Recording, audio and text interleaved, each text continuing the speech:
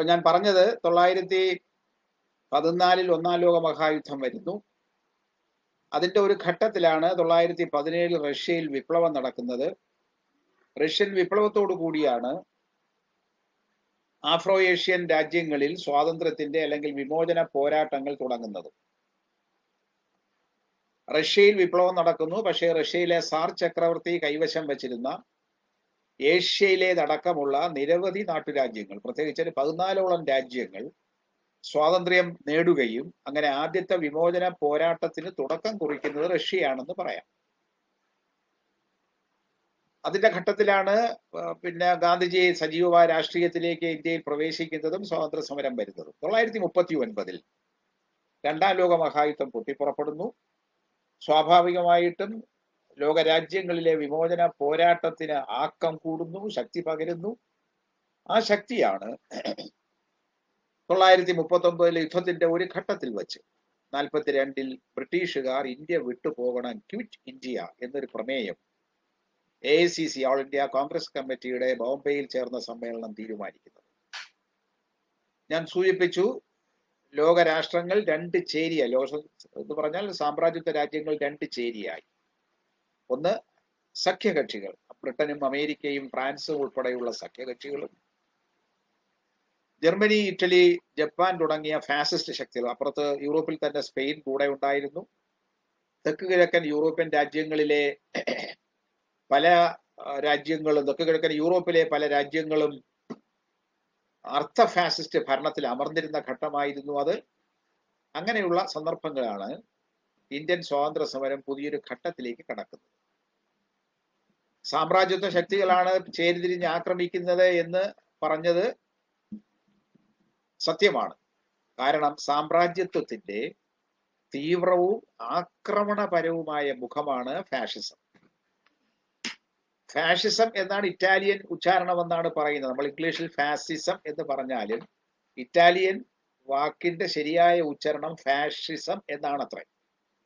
രണ്ടായാലും നമുക്ക് കാര്യം മനസ്സിലാവും, ഫാസിസം ആയാലും ഫാഷിസം ആയാലും.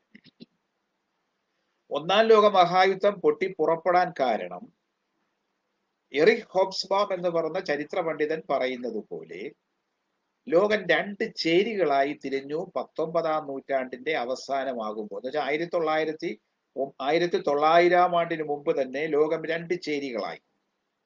ഒന്ന് മുതലാളിത്ത ചേരിയും മറ്റത് സോഷ്യലിസ്റ്റ് ചേരിയും.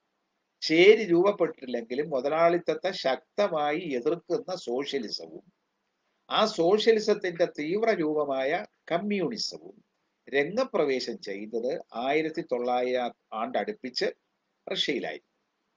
അതുകൊണ്ടാണ് ഹോബ്സ്ബാം പറയുന്നത് ഏജ് ഓഫ് എക്സ്ട്രീം എന്ന്, വൈരുദ്ധ്യങ്ങളുടെ, വിരുദ്ധ ചേരികളുടെ മൂർധന്യം.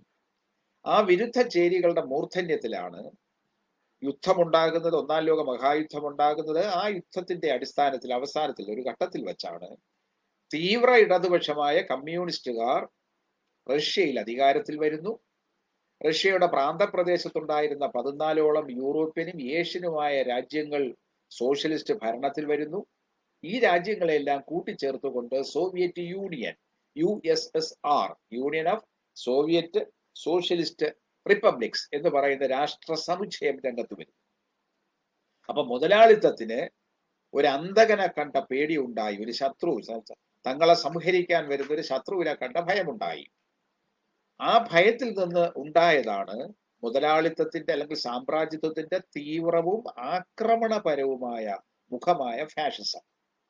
ആ ഫാഷിസത്തിന്റെ രൂപം എന്ന് പറയുന്നത് ജനങ്ങളുടെ പിന്തുണ നേടുന്നതിന് വേണ്ടി ഭാഷാപരമായും വംശീയമായും സാംസ്കാരികമായും ഒക്കെയുള്ള രൂപങ്ങളെ ഉപയോഗപ്പെടുത്തിക്കൊണ്ട്, പ്രാചീനതയെ ഉപയോഗപ്പെടുത്തിക്കൊണ്ട്, പ്രാചീനകാലത്തെ അല്ലെങ്കിൽ സാംസ്കാരിക തനിമയെ ഉത്തേജിപ്പിച്ചുകൊണ്ട്, കഴിഞ്ഞ കാലം, പോയ കാലം സുവർണയുഗമാണ് എന്ന് ജനങ്ങളെ ബോധ്യപ്പെടുത്താനായിട്ട് സാംസ്കാരികമായ, ഭാഷാപരമായ, വംശീയമായ, ജാതീയമായ, മതപരമായ എല്ലാ ഉപകരണങ്ങളെയും ഉപയോഗപ്പെടുത്തിക്കൊണ്ട്, എന്നാൽ ഏറ്റവും ആധുനികമായ മുതലാളിത്ത ചൂഷണത്തെ കൂട്ടിച്ചേർത്തുകൊണ്ട്, ഈ രണ്ടും കൂടി ഒത്തുവരുന്നതിനെയാണ് ഫാഷിസം എന്ന് പറയുന്നത്.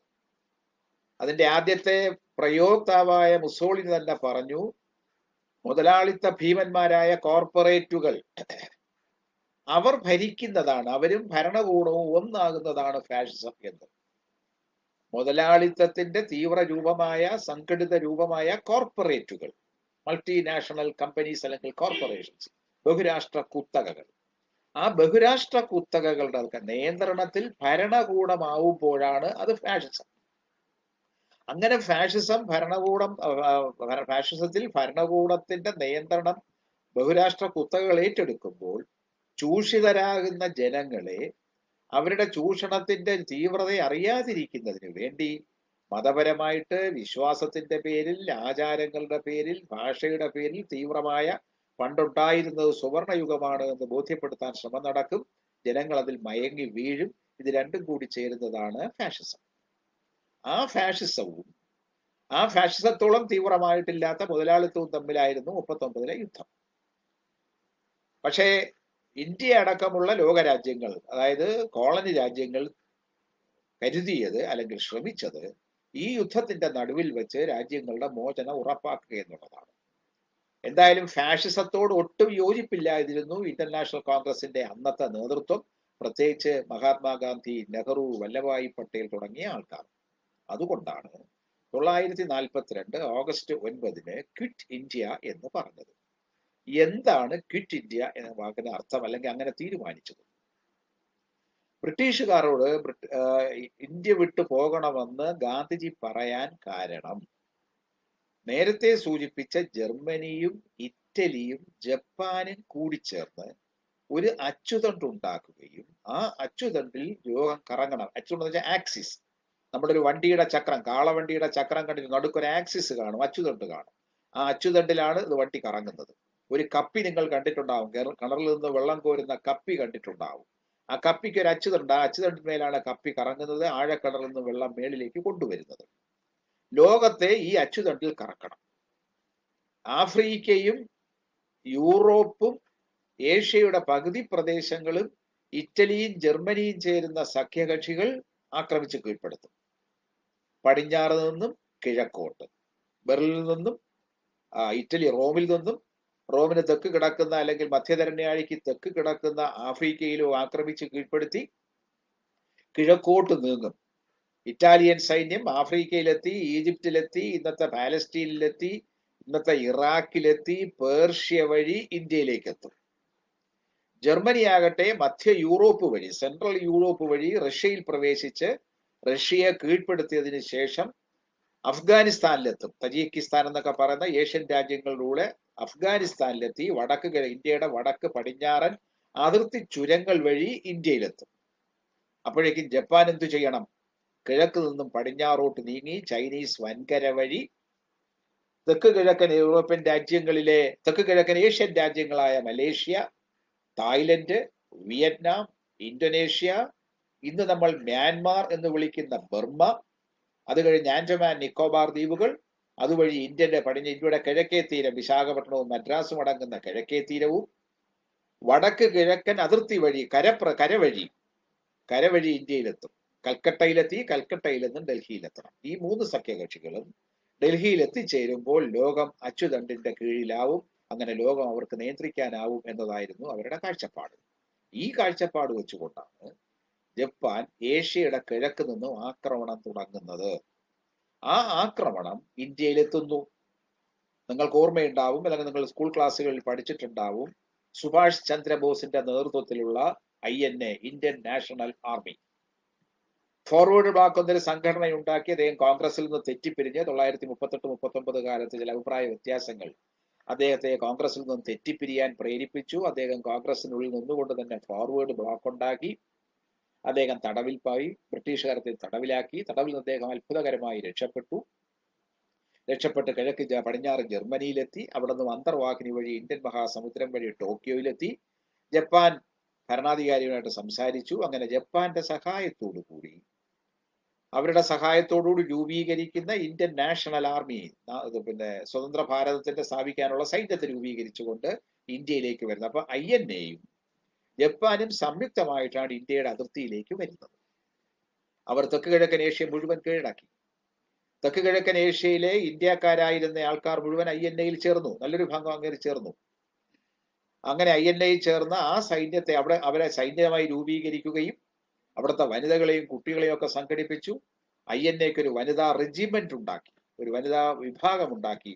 ആ വനിതാ വിഭാഗത്തിന്റെ നേതാവായിരുന്നു നമ്മൾ പിന്നീട് ക്യാപ്റ്റൻ ലക്ഷ്മി എന്ന് വിളിച്ച് ആദരിച്ച ഇന്ത്യയുടെ ഏറ്റവും പ്രസിദ്ധയായ ഒരു വനിത. ഒരു ഘട്ടത്തിൽ അവർ ഇന്ത്യയുടെ രാഷ്ട്രപതി സ്ഥാനത്തേക്ക് നമ്മുടെ ഇടതുപക്ഷത്തിന്റെ സ്ഥാനാർത്ഥിയായിട്ട് മത്സരിപ്പിക്കുകയും ചെയ്തിരുന്നു, ക്യാപ്റ്റൻ ലക്ഷ്മി. ആ ക്യാപ്റ്റൻ ലക്ഷ്മി ആയിരുന്നു ബോസിന്റെ കൂടെ നിന്ന് ഇന്ത്യയുടെ മോചനത്തിന് വേണ്ടി സമരം ചെയ്തത്. ഈ സഖ്യകക്ഷി ജപ്പാന്റെയും INA-യുടെയും നേതൃത്വത്തിലുള്ള സഖ്യകക്ഷികളാണ് ഇന്ത്യയിലേക്ക് എത്തുന്നത്. അവർ ഇന്ത്യയുടെ മ്യാൻമാറിന്റെ ബർമയുടെ അതിർത്തി കടന്ന് അഗർത്തലയിൽ എത്തുന്നു, ഇന്നത്തെ ത്രിപുരയുടെ തലസ്ഥാനം. അവിടെ നിന്ന് കരവഴി കൽക്കട്ടയിലെത്താനാണ് തീരുമാനം.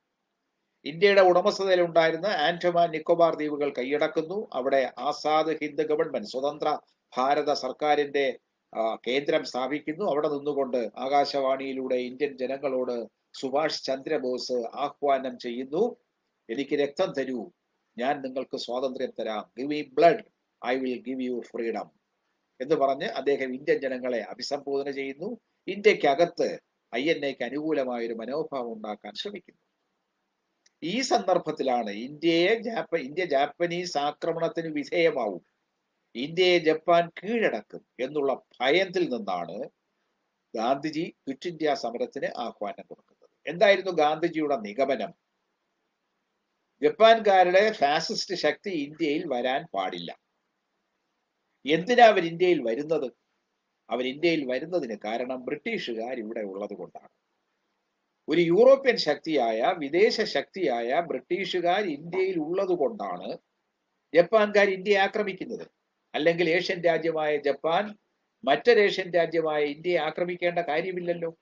അതുകൊണ്ട് ഏഷ്യക്കാരെ യൂറോപ്യൻ അധിനിവേശത്തിൽ നിന്നും മോചിപ്പിക്കുന്നതിനു വേണ്ടി ബ്രിട്ടീഷുകാർ ഇന്ത്യ വിട്ടു പോകണം. അങ്ങനെ ബ്രിട്ടീഷുകാർ ഇന്ത്യ വിട്ടു പോയി കഴിഞ്ഞാൽ നമുക്ക് ഇന്ത്യക്കാരും ജപ്പാൻകാരുമായിട്ട് സംസാരിക്കാം, ധാരണയുണ്ടാക്കാം. ഇതായിരുന്നു ഗാന്ധിജിയുടെ ലക്ഷ്യം. ഗാന്ധിജി സ്വബുദ്ധിയിൽ ഉദ്ദേശശുദ്ധിയിൽ നമ്മൾ സംശയിക്കേണ്ടതില്ല. കാരണം എന്താ? ഗാന്ധിജിക്ക് ഉറപ്പുണ്ട്, ജപ്പാൻ ഇന്ത്യയെ ആക്രമിച്ച് കീഴ്പ്പെടുത്തിയാൽ, ഇന്ത്യ ഫാസിസ്റ്റ് അധിനിവേശത്തിന് വിധേയമായാൽ ഇന്ത്യയിലെ ജനങ്ങൾ അനുഭവിക്കാൻ പോകുന്ന ക്രൂരതകൾ എന്തൊക്കെയായിരിക്കും എന്ന്. കാരണം രണ്ടാം ലോക മഹായുദ്ധം 1939 തുടങ്ങുന്നതിന് മുമ്പ് ജർമ്മനിയിലെയും സ്പെയിനിലെയും ഇറ്റലിയിലെയും ജനങ്ങൾക്ക് അനുഭവിക്കേണ്ടി വന്ന ക്രൂരമായ യാതനകൾ, വംശവിദ്വേഷത്തിന്റെ പേരിൽ ജർമ്മനിയിലെ ജൂതന്മാരെ, ലക്ഷക്കണക്കിന് വരുന്ന ജൂതന്മാരെ നിഷ്ഠൂരമായി കൊന്നൊടുക്കിയത്, വെടിവെച്ചു കൊന്നത്, തൂക്കിലേറ്റിയത്, ഗ്യാസ് ചേമ്പറുകളിട്ട്, അതായത് വിഷവാതകം ശേഖരിച്ചു വച്ച അല്ലെങ്കിൽ മനുഷ്യരെ, ജൂതന്മാരെ കൂട്ടത്തോടെ പിടിച്ചു കൊണ്ടുവന്ന് വായു കറക്കാത്ത അറകളിൽ അടച്ച് അവിടെ വിഷവാതകം തുറന്നുവിട്ട് അവരെ ശ്വാസം മുട്ടിച്ചു കൊല്ലുക. അങ്ങനെ ശ്വാസം മുട്ടിച്ചു കൊന്ന ജനങ്ങളെ കുഴിച്ചു മൂടുക. കുറച്ചു കാലം കഴിഞ്ഞപ്പോൾ കുഴിച്ചു മൂടാൻ ഭൂമിയില്ലാതായി. കാരണം ഒരിക്കൽ കുഴിച്ചു മൂടിയാൽ വർഷങ്ങൾ എടുക്കും അവിടുത്തെ ഈ ശരീരം ചീഞ്ഞ് മണ്ണായി തീരാൻ. അതുകൊണ്ട് കത്തിച്ചു കളഞ്ഞപ്പോൾ അദ്ദേഹം മനസ്സിലാക്കുന്നു, അല്ലെങ്കിൽ ജർമ്മൻ ഭരണാധികാരി മനസ്സിലാക്കുന്നു, ഒരുപാട് പെട്രോൾ അല്ലെങ്കിൽ ഡീസൽ ആവശ്യമാണ് കത്തിച്ചു കളയാൻ. അത് അന്തരീക്ഷ മലിനീകരണം ഉണ്ടാക്കുന്നു. അതുകൊണ്ട് ഒരു ഘട്ടത്തിൽ ഐഷ്മാൻ എന്ന് പറയുന്ന മറ്റൊരു നേതാവിന്റെ നേതൃത്വത്തിൽ ഈ ശവശരീരങ്ങളെ ഒരു കോൺക്രീറ്റ് കൊണ്ട് ഉറപ്പിച്ച തറയിലിട്ട് യന്ത്രം ഉപയോഗിച്ച് അരച്ച് കടലിലേക്ക് ഒഴുക്കുന്നു, മത്സ്യത്തിന് തിന്നാനായി, തീറ്റയായിട്ട്. എന്ത് ക്രൂരമായ നടപടിയെന്ന് നോക്കൂ. ലക്ഷക്കണക്കിന് ജൂതന്മാരെ വംശവിദ്വേഷത്തിന്റെ പേരിൽ, ആന്റി സെമിറ്റിസം എന്ന് പറയും, ഈ ജൂതന്മാർ സെമിറ്റിക് വംശമായതിനാൽ ആ വംശജരെല്ലാം കൊല്ലപ്പെടേണ്ടവരാണ്. ഭരണകൂടത്തെ നയിക്കുന്ന, ഭരണകൂടത്തെ കൈപ്പിടിയിൽ ഒതുക്കുന്ന, സമ്പത്തും അധികാരവും കൈവശം വയ്ക്കുന്ന ഫാസിസ്റ്റ് ഭരണകൂടത്തിന് ഇഷ്ടമില്ലാത്ത ജനങ്ങളെ, അവർ ജാതീയമായിട്ടോ മതപരമായിട്ടോ അവർക്ക് ഇഷ്ടമില്ലെങ്കിൽ ആ അനിഷ്ടത്തിന് വിധേയമാകുന്ന ജനങ്ങളെ മുഴുവൻ കൊല്ലുക. ഒരുപക്ഷെ അത് മതവിദ്വേഷമാകാം, ചിലപ്പോൾ വംശവിദ്വേഷമാകാം, അല്ലെങ്കിൽ ജാതി വിദ്വേഷമാകാം, ഇല്ലെങ്കിൽ പ്രാദേശികമായ ഒരു വെറുപ്പാവാം. ഏതെങ്കിലും തരത്തിൽ ജനങ്ങളെ കൊന്നൊടുക്കുക, അതിന് ന്യായം കണ്ടെത്താം. എന്തെങ്കിലും ഒരു തൊടുന്യായം കണ്ടുപിടിച്ച് അങ്ങനെയുള്ളവരെ കൊല്ലുക. നിസ്സാരമായ കാരണങ്ങളായിരിക്കും ആരോപിക്കപ്പെടുന്നത്. ബൈബിളിന്റെ പഴയ നിയമമാണ് ജൂതന്മാർ കൊണ്ടു നടക്കുന്നത് എന്നാവാം. അല്ലെങ്കിൽ ജൂതന്മാരെ ഏതെങ്കിലും പ്രദേശത്തെ ആക്രമിച്ച് കീഴ്പ്പെടുത്തി എന്ന് പറയാം. തങ്ങളുടെ തനതായ സംസ്കാരത്തെ നശിപ്പിച്ചു കളഞ്ഞു എന്ന് പറയാം. എന്തെങ്കിലും ഒരു കള്ള ആരോപണം പറഞ്ഞിട്ട് ഈ ജനങ്ങളെ കൊന്നൊടുക്കുക. ഇതിനെതിരെ സമരം ചെയ്യാൻ ഇന്ത്യയിൽ നിന്നും ആൾക്കാർ പോയിരുന്നു.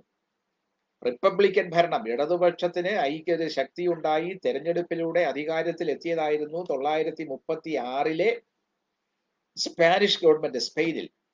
ആ സ്പാനിഷ് ഗവൺമെന്റ് അട്ടിമറി ഇടതുപക്ഷമാണ് അവിടെ അധികാരത്തിൽ വന്നത്, സോഷ്യലിസ്റ്റുകളാണ് അധികാരത്തിൽ വന്നത് എന്നുള്ളത് കൊണ്ട് ജർമ്മനിയുടെയും ഇറ്റലിയുടെയും സഹായത്തോടുകൂടി അവിടുത്തെ പട്ടാള മേധാവിയായിരുന്ന ജനറൽ ഫ്രാങ്കോയ്ക്ക് പിന്തുണ കൊടുത്ത് സൈനിക അട്ടിമറിയിലൂടെ സ്പാനിഷ് ഗവൺമെന്റിനെ പിടിച്ചെടുത്തു. ആ പിടിച്ചെടുത്തതിനെതിരെ ചെറുത്തുനിൽപ്പ് സമരമുണ്ടായി, റെസിസ്റ്റൻസ് മൂവ്മെന്റ്. അതിൽ പ്രതിഷേധിച്ചുകൊണ്ട് കലാകാരന്മാരും സാഹിത്യകാരന്മാരും വൻതോതിൽ തങ്ങളുടെ സാംസ്കാരിക പ്രവർത്തനം തുടങ്ങി. അതിന്റെ സ്പാനിഷ് ഗവൺമെന്റ് ആക്രമിച്ച് കീഴ്പ്പെടുത്തിയതിൽ അവിടുത്തെ പ്രതിഷേധിച്ചുകൊണ്ടാണ് പാബ്ലോ പിക്കാസോ എന്ന് പറയുന്ന ഒരു പ്രസിദ്ധനായ ചിത്രകാരൻ തന്റെ ചിത്രങ്ങളൊക്കെ വരയ്ക്കുന്നത്. അതൊക്കെ ചരിത്രത്തിന്റെ ഭാഗമാണ്. നിങ്ങൾ കുട്ടികൾ ക്ലാസ്സിൽ പഠിച്ചിട്ടുണ്ടാവും, അല്ലെങ്കിൽ കൂടുതൽ വായനയിലൂടെ വരാം. അത്തരത്തിൽ ക്രൂരമായ ആക്രമണം സ്പെയിനിലും ജർമ്മനിയിലും നടന്നപ്പോൾ ഇന്ത്യയിൽ നിന്ന് നെഹ്റു അടക്കമുള്ള ആൾക്കാർ ഈ സ്പാനിഷ് ഗവൺമെന്റിനെ രക്ഷിക്കാൻ വേണ്ടി റിപ്പബ്ലിക്കൻ ഗവൺമെന്റ് സഹായിക്കാൻ വേണ്ടി അങ്ങോട്ട് പോയിരുന്നു. ആ ചരിത്രം ഗാന്ധിജിക്ക് അറിയാം. അതുകൊണ്ടാണ് ഫാസിസ്റ്റുകളായ ജപ്പാൻകാർ ഇന്ത്യയിൽ എത്തിച്ചേർന്നാൽ അത് അപകടമാകുമെന്നുള്ളത് കൊണ്ട് ക്വിറ്റ് ഇന്ത്യ എന്ന് പറഞ്ഞത്. ആ ക്വിറ്റ് ഇന്ത്യ സമരം സർക്കാർ അടിച്ചമർത്തി. പക്ഷേ ജനങ്ങൾ ആവേശപൂർവ്വം അതിൽ പങ്കെടുത്തു. പക്ഷേ അത് വിജയിപ്പിക്കാൻ സാധിച്ചില്ല. അങ്ങനെയാണ് 1945 രണ്ടാം ലോക മഹായുദ്ധം അവസാനിക്കുന്നത്. ജപ്പാന് ഡൽഹിയിൽ എത്താൻ പറ്റിയില്ല. മുസോളിനിയുടെ സൈന്യത്തിന്, ഇറ്റാലിയൻ ഫാസിസ്റ്റുകൾക്ക് ഡൽഹിയിൽ എത്താൻ പറ്റിയില്ല. ജർമ്മനിക്ക് ഇന്ത്യയിൽ എത്താൻ പറ്റിയില്ല. കാരണം എന്താ? ജർമ്മനി കിഴക്കോട്ട് ആക്രമിച്ചു നീങ്ങി മധ്യ യൂറോപ്പിൽ എത്തുമ്പോൾ അവിടെ നിൽക്കുന്നു അതാ സോവിയറ്റ് ചെമ്പട. സ്റ്റാലിന്റെ നേതൃത്വത്തിലുള്ള സോവിയറ്റ് ഗവൺമെന്റ് അവിടുത്തെ മുഴുവൻ ജനങ്ങളെയും അണിനിരത്തിക്കൊണ്ട് സൈന്യത്തെയും ജനങ്ങളെയും, അതാണ് പാർട്ടിസാൻ റെസിസ്റ്റൻസ് എന്ന് പറയുന്നത്. സൈനിക നീക്കം മാത്രമല്ല, സൈന്യത്തെ ഉപയോഗിച്ചുകൊണ്ട് മാത്രമല്ല, സൈന്യത്തിന് പിൻബലമായി സൈന്യത്തിന് ആവശ്യമായ സഹായം ചെയ്തുകൊണ്ട് ഓരോ ഗ്രാമത്തിലും ഓരോ നഗരത്തിലും നഗരത്തിന്റെ ഓരോ തെരുവിനും തെരുവിന്റെ ഓരോ വീടിനും വീടിന്റെ ഓരോ തൂണിനും വേണ്ടി നാസികളും സോവിയറ്റ് സൈന്യവും ചെമ്പടയും തമ്മിൽ ഏറ്റുമുട്ടുന്നു മുഖാമുഖം. വെടിവെക്കാനുള്ള അകലം കിട്ടിയില്ലെങ്കിൽ ബയണറ്റ് കൊണ്ട് കുത്തിക്കീറും. അങ്ങനെ 10,000-കണക്കിന് സോവിയറ്റ് ചെമ്പടയിലെ സൈന്യം കൊല്ലപ്പെട്ടു. 2 കോടി ജനങ്ങളാണ് സോവിയറ്റ് യൂണിയൻ നഷ്ടപ്പെട്ടത്. യുദ്ധത്തിന്റെയും അല്ലെങ്കിൽ സൈനിക ടാങ്കുകൾ ഉരുണ്ട് കയറിയതിന്റെയും വീടുകൾ തകർത്തതിന്റെയും ബോംബുകൾ ഇട്ടതിന്റെയും പേരിൽ 2 കോടി ജനങ്ങളാണ് സോവിയറ്റ് യൂണിയനിൽ മരിച്ചത്. പക്ഷേ മരിച്ചുവെങ്കിലും മോസ്കോ നഗരത്തിന്റെ പ്രാന്ത പ്രദേശം വരെ എത്തിയ നാസികളെ പിന്തിരിപ്പിച്ചോടിക്കാൻ സാധിച്ചു. അങ്ങനെ പിന്തിരിഞ്ഞോടിയ സൈന്യം പുറകോട്ട് സഞ്ചരിക്കുന്നു. നാസികൾ ആക്രമിച്ച് കീഴ്പ്പെടുത്തിയ പ്രദേശങ്ങളിലെല്ലാം സോവിയറ്റ് യൂണിയന്റെ സഹായത്തോടുകൂടി പ്രാദേശികമായ ചെറുത്തുനിൽപ്പുകൾ സംഘടിപ്പിക്കുന്നു. അങ്ങനെ ജർമ്മനിയുടെ അതിർത്തി കടക്കുന്നു, തലസ്ഥാനമായ ബെർലിൻ പട്ടണത്തിലെത്തുന്നു. ബെർലിൻ പട്ടണത്തിന്റെ ഒരു ഭാഗം സോവിയറ്റ് ചെമ്പടയുടെ കീഴിലായി, മറുഭാഗം ആംഗ്ലോ അമേരിക്കൻ ശക്തികൾ, അമേരിക്കയുടെയും ബ്രിട്ടന്റെയും ഫ്രാൻസിന്റെ നേതൃത്വത്തിലുള്ള ശക്തികൾ ഏർപ്പെടുന്നു. അങ്ങനെ ജർമ്മനിയിൽ വെച്ച് 1945 മെയ് മാസത്തിൽ പടിഞ്ഞാറേ മുഖത്തുള്ള യുദ്ധം അവസാനിച്ചു. രണ്ടാം ലോക മഹായുദ്ധത്തിന്റെ പടിഞ്ഞാറേ മുഖം, 2 മുഖമുണ്ടായിരുന്നു. വെസ്റ്റേൺ ഫ്രണ്ടും ഈസ്റ്റേൺ ഫ്രണ്ടും. ആ വെസ്റ്റേൺ ഫ്രണ്ട് അവിടെ അവസാനിച്ചു 1945 മെയ് മാസമായപ്പോഴേ. അപ്പോഴും കീഴടങ്ങാതെ നിൽക്കുകയാണ് ജപ്പാൻ. ഏഷ്യൻ പ്രദേശങ്ങളാകെ ജപ്പാന്റെ കീഴിലാണ്. ഇന്ത്യയുടെ അതിർത്തി വരെയുള്ള പ്രദേശങ്ങൾ ജപ്പാൻ സൈന്യമാണ്. മലയാളികൾ ഒരുപാടുണ്ടായിരുന്ന പ്രദേശം. ഒരുപാട് ഏഷ്യക്കാർ തങ്ങളുടെ തോട്ടങ്ങളിലുമൊക്കെ അധ്വാനിച്ച് ജീവിക്കുന്ന, അവരെ മുഴുവൻ അടിച്ചമർത്തിക്കൊണ്ടുള്ള ഫാസിസ്റ്റ് ഭരണമായിരുന്നു ഏഷ്യൻ പ്രദേശങ്ങളിൽ നിലനിന്നിരുന്നത്.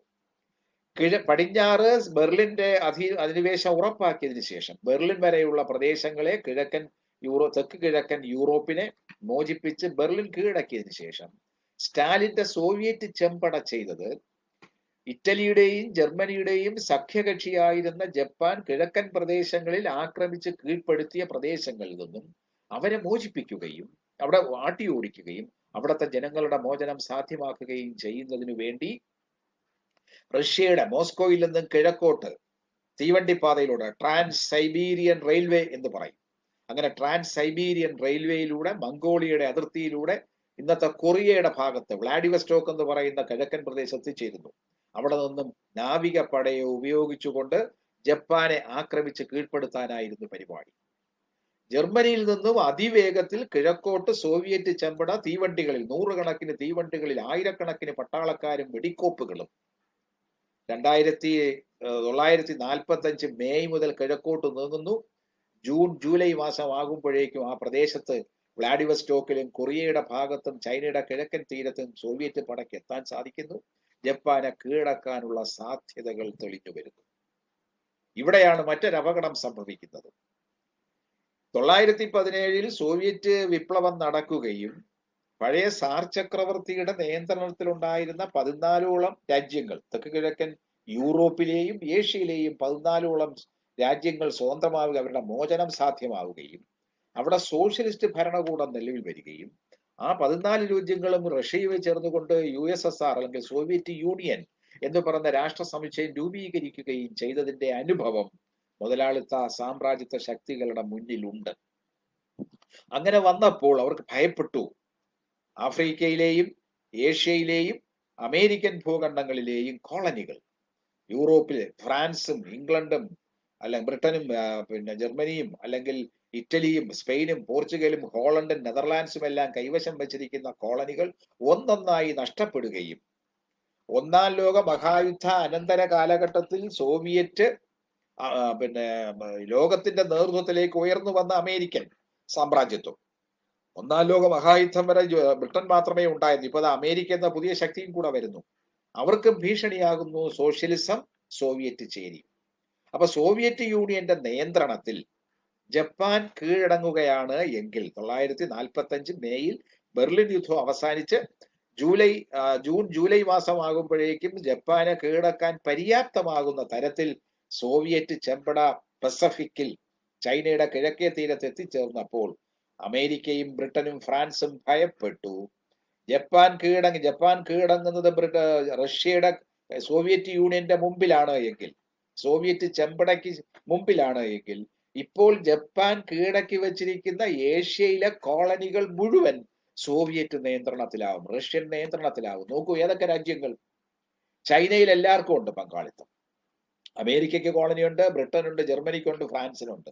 ഈ കോളനികളെല്ലാം സ്വതന്ത്രമാവും. എന്ന് വെച്ചാൽ അവർക്കെല്ലാം പുറത്തു പോകേണ്ടി വരും. തൊട്ട് തെക്ക് കിടക്കുന്ന ഇൻഡോ ചൈന എന്ന് അന്ന് വിളിച്ചിരുന്ന ഇപ്പോഴത്തെ വിയറ്റ്നാം, 2 വിയറ്റ്നാമുകൾ, ഇപ്പൊ ഒറ്റ വിയറ്റ്നാം. വടക്ക് കിഴക്ക് കിടക്കുന്ന ഇപ്പൊ 2 കൊറിയയായിട്ട് കിടക്കുന്ന പഴയ ഒറ്റ കൊറിയ, കംപൂച്ചിയായി നിന്ന് പറയുന്ന പഴയ കംബോഡിയ, തായ്ലൻഡ്, മലയ, ബ്രിട്ടീഷുകാരുടെ നിയന്ത്രണത്തിലുള്ള മലയ, ഡച്ചുകാരുടെ നിയന്ത്രണത്തിലുള്ള ഇന്തോനേഷ്യ, ബ്രിട്ടീഷുകാരുടെ തന്നെ നിയന്ത്രണത്തിലുള്ള മ്യാൻമാർ എന്ന് പറയുന്ന ബർമയും, ബർമയോട് ചേർന്ന് കിടക്കുന്ന ഇന്ത്യയും, ഇന്ത്യയുടെ തൊട്ട് തെക്ക് കിടക്കുന്ന ദ്വീപ് ശ്രീലങ്ക, ഇന്ന് ശ്രീലങ്ക എന്ന് വിളിക്കുന്ന പഴയ സിലോ, ഈ പ്രദേശങ്ങളൊക്കെ സോവിയറ്റ് നിയന്ത്രണത്തിൽ വരും. എന്ന് വെച്ചാൽ കിഴക്കൻ യൂറോപ്യൻ രാജ്യങ്ങളിലും ഏഷ്യൻ രാജ്യങ്ങളിലും 1917 സംഭവിച്ച വിജയകരമായ വിമോചന യുദ്ധം ഏഷ്യയിലേക്ക് വന്നു കഴിഞ്ഞാൽ യൂറോപ്യൻ രാജ്യങ്ങൾക്കും അമേരിക്കയ്ക്കും വൻതോതിലുള്ള ചൂഷണത്തിനുള്ള അവസരം നഷ്ടപ്പെടും. ഈ രാജ്യങ്ങളുടെ മേലുള്ള നിയന്ത്രണം ഇല്ലാതായിത്തീരും. അതുകൊണ്ടാണ് റഷ്യ ജപ്പാനെ കീഴടക്കുന്നതിന് മുമ്പ് ജപ്പാനെ തങ്ങൾക്ക് കീഴടക്കണം. അങ്ങനെ തങ്ങൾക്ക് കീഴടക്കണം എന്നുണ്ടെങ്കിലോ സൈന്യത്തെ എത്തിക്കാൻ പ്രയാസമാണ്. സൈന്യമുണ്ട്. ഇന്ത്യയിൽ പിന്നീട് ഗവർണർ ജനറലായിട്ട് വന്ന ലൂയി മൗണ്ട് ബാറ്റൻ എന്ന നേതൃത്വത്തിൽ അലൈഡ് ഫോഴ്സസ് ഇന്ത്യയിൽ നിന്നും കിഴക്കോട്ട് നീങ്ങി ജപ്പാനെ ആക്രമിക്കാൻ തയ്യാറെടുക്കുന്നുണ്ട്.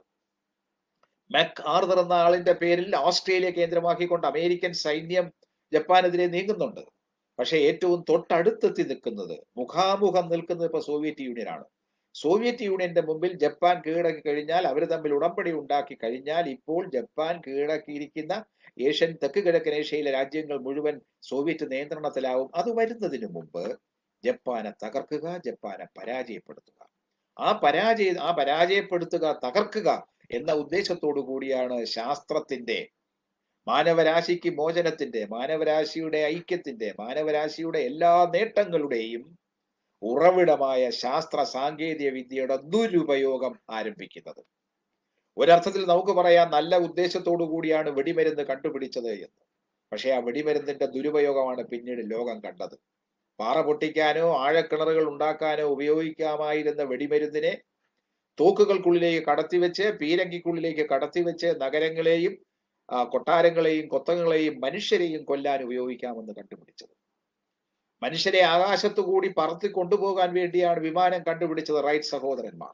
1910 പക്ഷെ ആ വിമാനത്തെ യുദ്ധവിമാനമാക്കി മാറ്റി 1914 യുദ്ധം, ലോകമഹായുദ്ധം. അപ്പൊ ആകാശമാർഗേണ പറന്നുപോയി ഗഗനചാരിയാം ഗന്ധർവൻ എന്നൊക്കെ പണ്ട് പുരാണങ്ങളിൽ പറയുന്നത് പോലെ ആകാശമാർഗേണ പറന്നുപോയി ലോകത്തിന്റെ എവിടെയും എത്തിപ്പെടാൻ കഴിയുന്ന വിമാനത്തെ ടൺ കണക്കിനോ കിലോ ടൺ കണക്കിനോ വെയിറ്റുള്ള ഭാരമുള്ള ആയുധങ്ങൾ കരുതി കൊണ്ടുപോയി നഗരങ്ങളുടെ മേൽ ജനങ്ങളുടെ മേലിട്ട് കൊല്ലാൻ പറ്റും എന്ന് കാണിച്ചു കൊടുത്തു.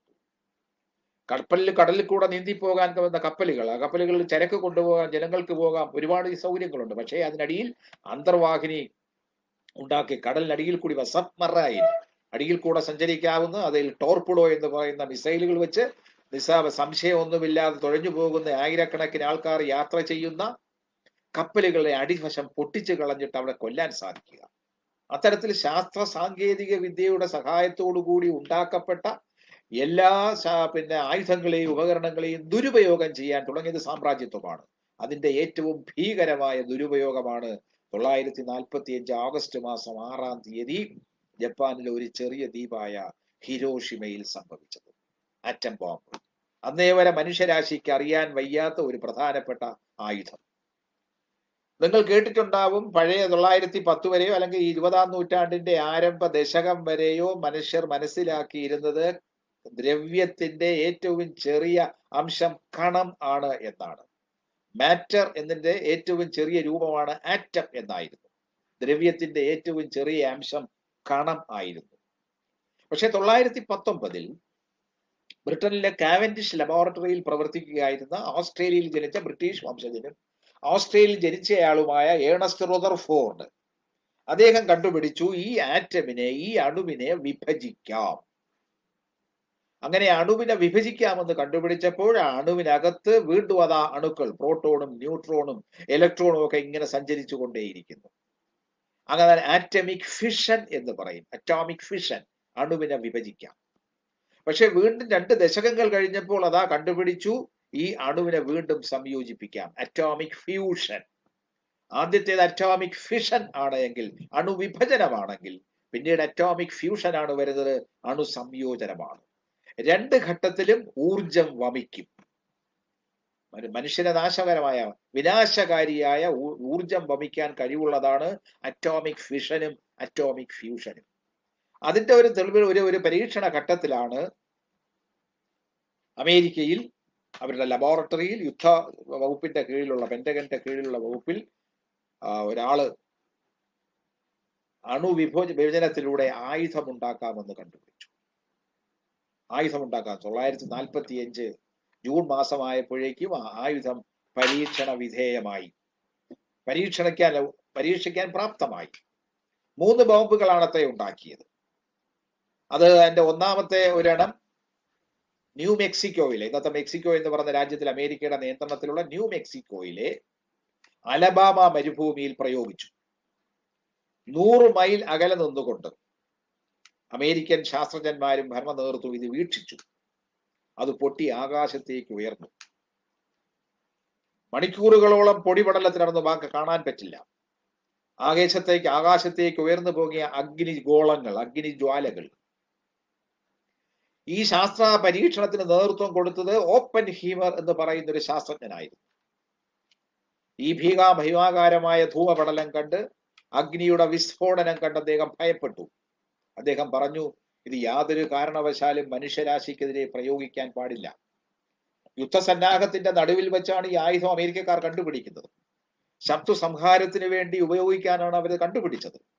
അങ്ങനെ ശത്രു സംഹാരത്തിന് വേണ്ടി ഉപയോഗിച്ചാൽ, ഈ ആയുധം ഉപയോഗിച്ചാൽ ലക്ഷക്കണക്കിന് മനുഷ്യർ വെന്തു മരിച്ചു പോകും എന്ന് അദ്ദേഹത്തിന് ബോധ്യമായി. അദ്ദേഹം പാശ്ചാത്യനാണ്, അമേരിക്കക്കാരനാണ്, ഇംഗ്ലീഷ് ഭാഷയെ അറിയാവൂവെങ്കിലും അദ്ദേഹം ഇന്ത്യയിലെ ഭഗവത്ഗീത എന്ന പഴയ ഒരു ഗ്രന്ഥത്തെ കുറിച്ച് കേട്ടിട്ടുണ്ട്. അദ്ദേഹം അത് വായിച്ചിട്ടുണ്ട്, അദ്ദേഹം അത് മനസ്സിലാക്കിയിട്ടുണ്ട്. അപ്പോ ഈ 100 മൈൽ അകലെ നിന്നുകൊണ്ട് അമേരിക്കയിലെ മെക്സിക്കോയിലെ ന്യൂ മെക്സിക്കോയിലെ അലബാമ മരുഭൂമിയിൽ ആകാശത്തേക്ക് ഉയർന്നു പൊങ്ങിയ ഈ അഗ്നിഗോളം കണ്ടപ്പോൾ അദ്ദേഹത്തിന്റെ മനസ്സിൽ വന്നത് ഭഗവത്ഗീതയിലെ ഒരു വാചകമാണത്, ഒരു വരിയാണത്രേ. ദിവി സൂര്യ സഹസ്രസ്യ എന്ന്. ദിവി എന്ന് വെച്ചാൽ ആകാശം, സഹസ്രസ്യ സൂര്യ ആയിരക്കണക്കിന് സൂര്യന്മാർ, 1000 സൂര്യന്മാർ ഒത്തുദിച്ചതുപോലെ ആകാശത്തേക്ക് ഇതാ അഗ്നിഗോളങ്ങൾ പൊന്തുന്നു എന്നാണ്. ദിവി സൂര്യ സഹസ്രസ്യ എന്നാണ്. ഒരു സൂര്യന്റെ നേർക്ക് പോലും നോക്കാൻ നമുക്ക് സാധിക്കുന്നില്ല. നമ്മുടെ കണ്ണുകൾ പൊട്ടിപ്പോകും, നമ്മുടെ കണ്ണുകൾ വെന്തു പോകും, കരിഞ്ഞു പോകും. സൂര്യാതാപമേറ്റ് നമ്മൾ മരിക്കുന്നുണ്ട്, മുതുക് പൊള്ളിയും വെന്തും മരിക്കുന്നുണ്ട് മനുഷ്യൻ.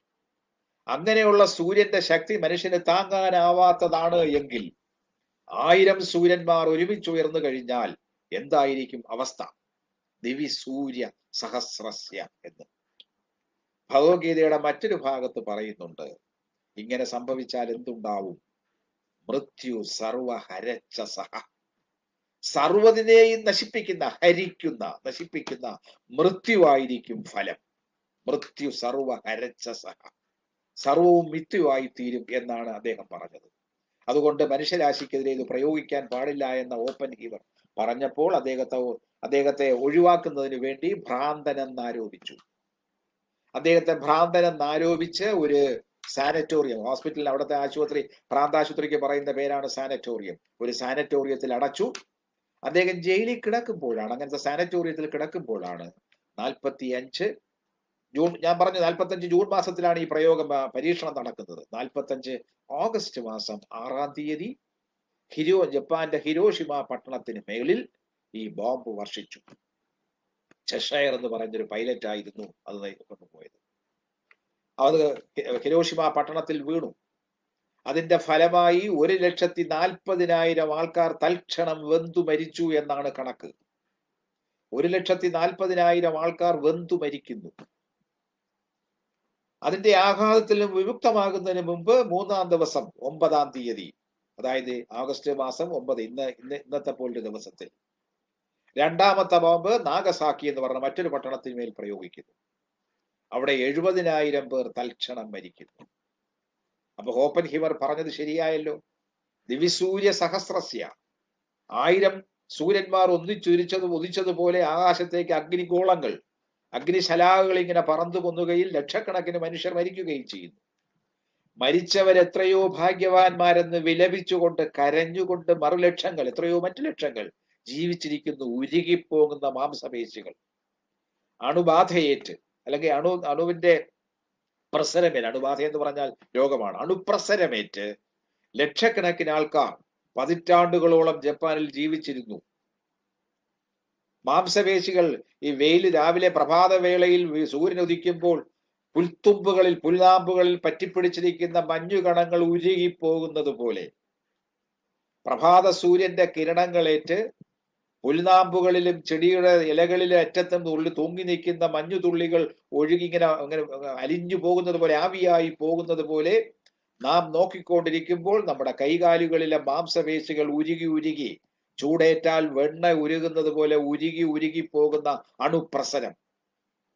ആ അണുപ്രസരത്തിന്റെ ഫലമായിട്ട് പതിറ്റാണ്ടുകളോളം ജപ്പാനിലെ ജനത കഷ്ടപ്പാടുകൾ അനുഭവിക്കേണ്ടതായി വന്നു. പതിറ്റാണ്ടുകളോളം അവിടത്തെ അമ്മമാർ പ്രസവിച്ചിരുന്നത് ജീവനുള്ള തുടിക്കുന്ന മാംസപിണ്ഡങ്ങളെയായിരുന്നു. കണ്ണും മൂക്കുമില്ലാത്ത, വായില്ലാത്ത, കൈകാലുകളില്ലാത്ത, എന്നാൽ ജീവനുള്ള മാംസപിണ്ഡം, തുടിക്കുന്ന മാംസപിണ്ഡങ്ങൾ അതായിരുന്നു. കാരണം അണുപ്രസരത്തിന്റെ ഫലമായിട്ടുണ്ടായ മാരകമായ മരണം പതിറ്റാണ്ടുകളോളം ജാപ്പനീസ് ജനത അനുഭവിക്കേണ്ടി വന്നു. എന്തുകൊണ്ടാണ്? ഇത് ശാസ്ത്രത്തിന്റെ ദുരുപയോഗമാണ്. അതാണ് ഓഗസ്റ്റ് 6, 9 സംഭവം. അതാണ്. ഇത് രണ്ടും എന്തിനു വേണ്ടിയായിരുന്നു? ലോകത്തെ കീഴടക്കാൻ വേണ്ടി മാരകമായ ആയുധങ്ങൾ ഉണ്ടാക്കുകയും അത് മണ്ണിനടിയിൽ കുഴിച്ചിടുകയും ചെയ്യുന്നു. 45 ഓഗസ്റ്റ് മാസത്തിൽ ജപ്പാനിലെ ഹിരോഷിമയിലും നാഗസാക്കിയിലും പ്രയോഗിച്ച ബോംബിന്റെ നശീകരണ ശേഷി 15 മെട്രിക് ടൺ വെടിമരുന്ന് കത്തിച്ചാൽ ഉണ്ടാകാവുന്ന ശക്തിയാണ്. 15 മെട്രിക് ടൺ. 1 ടൺ എന്ന് പറയുന്നത് 100 ക്വിന്റൽ. അങ്ങനത്തെ 15 മെട്രിക് ടൺ. ആ 15 മെട്രിക് ടൺ വരുന്ന ഒരിടത്ത് വെച്ച് കത്തിച്ചാൽ അത്രയും സ്ഫോടന ശേഷിയായിരുന്നു ഒരു ബോംബിനുണ്ടായിരുന്നത്. അങ്ങനെ 2 ബോംബാണ് അവിടെ പ്രയോഗിച്ചത്. പക്ഷേ അതിൽ നിന്ന് ജപ്പാനിൽ വീണ ആറ്റം ബോംബിന്റെ പാഠമൊന്നും പഠിക്കാതെ അത് തങ്ങൾക്ക് ബാധകമല്ല എന്ന രൂപത്തിൽ അമേരിക്കയും ബ്രിട്ടനും ഫ്രാൻസും ഒക്കെ അതിന്റെ എത്രയോ മടങ്ങ് മനുഷ്യരെ ഒറ്റയടിക്ക് കൊല്ലാൻ കഴിയുന്ന തരത്തിലുള്ള ബോംബുകൾ ഉണ്ടാക്കി തങ്ങളുടെ സൈനിക സങ്കേതങ്ങളിലെ ഭൂഗർഭ അറകളിൽ ഇപ്പോൾ സൂക്ഷിച്ചിട്ടുണ്ട് എന്നാണ് ശാസ്ത്രജ്ഞന്മാർ പറയുന്നത്, ലോകരാജ്യങ്ങൾ പലരും പറയുന്നത്. 15 മെട്രിക് ടൺ സംഹാരശേഷിയാണ് 945 പ്രയോഗിച്ച ആയുധത്തിനുണ്ടായത്. അത് ആറ്റം ബോംബാണ്. 949 ആവുമ്പോഴാണ് ഹൈഡ്രജൻ ബോംബ്, ഇതിനേക്കാൾ എത്രയോ നശീകരണ ശേഷി കൂടുതലുള്ള ഹൈഡ്രജൻ ബോംബ് വരുന്നു. ഒരു ബോംബിനകത്തു നിന്ന് തന്നെ പല ബോംബുകൾ ഉണ്ടാവും. മൾട്ടി ഹെഡഡ് വാർഫെയർ എന്ന് പറയും, ക്ലസ്റ്റർ ബോംബുകൾ എന്ന് പറയും. ഒരു ബോംബിനകത്ത് ഒരു ബോംബ് ആദ്യം വീണു പൊട്ടുന്നു, അതിൽ നിന്ന് 10, 100, 1000 ചെറു ബോംബുകൾ വീണ്ടും പൊട്ടി തകരുന്നു. അപ്പൊ പല മടങ്ങാകുന്നു, 10 മടങ്ങാകുന്നു ആഘാതം. ഇന്നിപ്പോ 3000 കിലോമീറ്റർ അകലെ പോയി ലക്ഷ്യഭേദിയായി പതിക്കാവുന്ന കൂറ്റൻ മിസൈലുകൾ ഉണ്ടാക്കാൻ നമുക്ക് കഴിയുന്നു. ഇന്ത്യക്കുമുണ്ട് അത്തരം മിസൈലുകൾ. അമേരിക്കയും ജപ്പാനും അമേരിക്കയും ഫ്രാൻസും ഒക്കെ അത് സൂക്ഷിച്ചു വച്ചിട്ടുണ്ട്. എന്തിനു വേണ്ടി? മനുഷ്യരാശിയെ കീഴടക്കാൻ വേണ്ടി, കൊന്നൊടുക്കി കീഴടക്കുക, ആ രാജ്യങ്ങളിലെ വിഭവങ്ങൾ കൊള്ളയടിക്കുക, മനുഷ്യരുടെ അധ്വാന ശേഷിയെ ദുരുപയോഗം ചെയ്യുക, ചൂഷണം ചെയ്യുക. എന്നിട്ട് ആ രാജ്യങ്ങളിലെ മനുഷ്യരെല്ലാം തന്നെ പട്ടിണിയിലകന്ന് അല്ലെങ്കിൽ മാറാ രോഗങ്ങൾ പിടിപെട്ട് മരിക്കുക. അല്ലെങ്കിൽ ശാസ്ത്രത്തിന്റെ ഈ പ്രയോഗം എങ്ങനെയാണ് മനുഷ്യ ശരീരത്തിൽ ബാധിക്കുക എന്നതിനു വേണ്ടിയിട്ട് മനുഷ്യ ശരീരത്തിൽ ഈ മരുന്ന് കുത്തിവെച്ച് അതിന്റെ റിയാക്ഷൻ, അതിന്റെ പ്രതിഫലനം അല്ലെങ്കിൽ പ്രതികരണം എന്താണെന്ന് നോക്കുക. ഇത് മനുഷ്യ ജീവനിൽ പറ്റിക്കുന്നതാണ്. ഇത് ജന്തുക്കളിൽ പ്രയോഗിക്കാം. അങ്ങനെ ജന്തുക്കളിൽ പ്രയോഗിച്ചാണ് 18ാം നൂറ്റാണ്ടിൽ ഇംഗ്ലണ്ടിലുണ്ടായ, യൂറോപ്പിലുണ്ടായ ശാസ്ത്ര സാങ്കേതിക വിദ്യയുടെ ഫലമായി കാർഷിക വിപ്ലവം ഉണ്ടായപ്പോൾ അവിടെ കൃത്രിമ ബീജ സങ്കലനത്തിലൂടെ ഉണ്ടാക്കിയ കോഴികൾ, പന്നികൾ, മാടുകൾ, പശുക്കളൊക്കെ ഹൈബ്രിഡൈസേഷൻ എന്ന് പറയും. അതിന്റെ ഏറ്റവും ഒടുവിലത്തെ രൂപമാണ് നമ്മളൊക്കെ വാങ്ങിച്ച് കൂട്ടാൻ വെച്ച് കഴിക്കുന്ന ബ്രോയിലർ ചിക്കൻ. 60 ദിവസം 55 60 ദിവസം ആകുന്നതിന് മുമ്പ് അതിനെ കണ്ടിച്ച് നമ്മൾ ഇറച്ചിയാക്കി വേവിച്ച് ഭക്ഷിക്കുന്നു.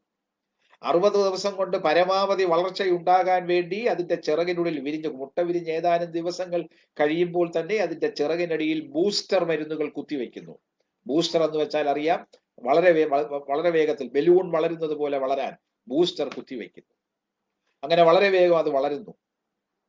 അങ്ങനെ വളർന്ന മാംസം നമ്മൾ ഭക്ഷണമായി കഴിക്കുന്നു. ഈ ബൂസ്റ്റർ അതിനകത്ത് മരിക്കാതിരിക്കും. ഈ കോഴിയുടെ ദേഹത്ത് കുത്തിവെക്കുന്ന ബൂസ്റ്റർ മരുന്ന് മരിക്കാതിരിക്കുകയും അത് കഴിക്കുന്ന മനുഷ്യ ശരീരത്തെ ബാധിക്കുകയും നാനാവിധമായ പ്രശ്നങ്ങൾ ഉണ്ടാകുമെന്നും പിന്നീട് ശാസ്ത്രത്തിൽ തെളിഞ്ഞിട്ടുണ്ട്. അതേപോലെ തന്നെയാണ് സസ്യങ്ങളിൽ.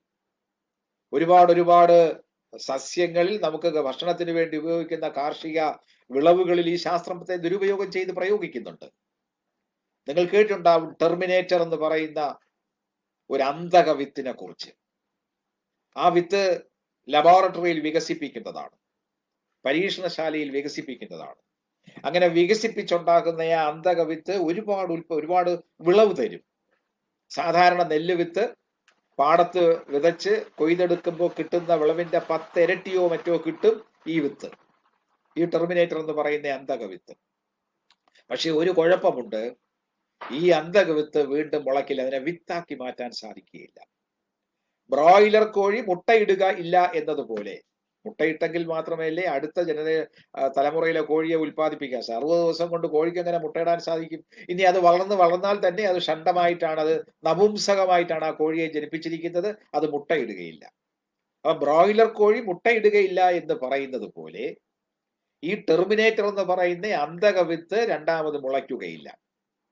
അപ്പൊ ശാസ്ത്ര സാങ്കേതിക വിദ്യയുടെ ഉപയോഗത്തിൽ മുഗ്ധരായി അല്ലെങ്കിൽ ആകൃഷ്ടരായി തങ്ങളുടെ പരമ്പരാഗതമായ വിത്തിനങ്ങളെ ഉപേക്ഷിച്ചിട്ട് കൂടുതൽ വിളവ് തരുന്ന, അമിത വിളവ് തരുന്ന ഈ വിത്ത് വാങ്ങിച്ചു പ്രയോഗിച്ചപ്പോൾ നല്ല വിളവ് കിട്ടി, അവർ വിറ്റു.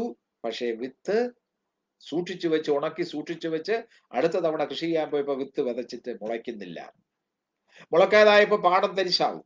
അപ്പൊ കർഷകർ എന്ത് ചെയ്തു? വീണ്ടും ഈ അന്തക വിത്ത് വിൽക്കുന്ന കമ്പനിക്കാരെ സമീപിച്ചു. വിത്തിന് 10 മടങ്ങ് വില.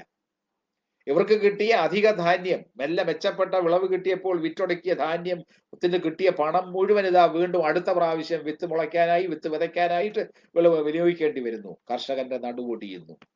അപ്പൊ ശാസ്ത്ര സാങ്കേതിക വിദ്യയുടെ ദുരുപയോഗമാണിത്. ആ ദുരുപയോഗത്തിന്റെ ഫലമായി നമ്മുടെ പരമ്പരാഗതമായ വിത്തിനങ്ങൾ നഷ്ടപ്പെടുന്നു. നമ്മുടെ നാടിന്റെ തനിമ നഷ്ടപ്പെടുന്നു. അത്യുൽപാദന ശേഷിയുള്ള ഉണ്ടാക്കാൻ കഴിയുന്ന വളം, കൃത്രിമ വളം, ആർട്ടിഫിഷ്യൽ മാനുവേഴ്സ്, കെമിക്കൽ മാനുവേഴ്സ് എന്നൊക്കെ നമ്മൾ രാസവളങ്ങൾ എന്ന് പറയും. അമോണിയം സൾഫേറ്റും അല്ലെങ്കിൽ അതുപോലുള്ള മിക്സറും 8 16 മിക്സറും അല്ലെങ്കിൽ പൊട്ടാഷ്യവും മ്യൂറിയേറ്റ് ഓഫ് പൊട്ടാഷ്യവും ഒക്കെ കാർഷിക മേഖലയിൽ ഉപയോഗിക്കുന്നവയാണ്. അത്തരം വിത്ത് വിളവ് കിട്ടാനുള്ള വളം ഉണ്ടാക്കുന്നു.